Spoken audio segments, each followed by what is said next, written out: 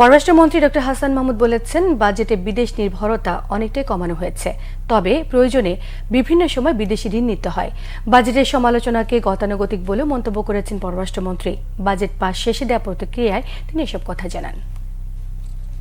আমাদের বিদেশ নির্ভরতা কমে সেটি 15-20% নেমে এসেছে এবং আমরা অনেক বিদেশি ঋণ ফিরিয়ে দিই।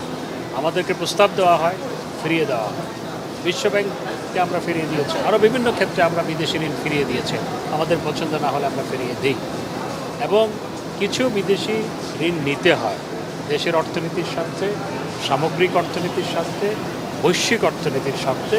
কিন্তু আমাদের বিদেশ নির্ভরতা মাননীয় প্রধানমন্ত্রী অনেক কমিয়ে এনেছেন এবং কমিয়ে এখন আমরা সেই সক্ষমতা অর্জন করেছি।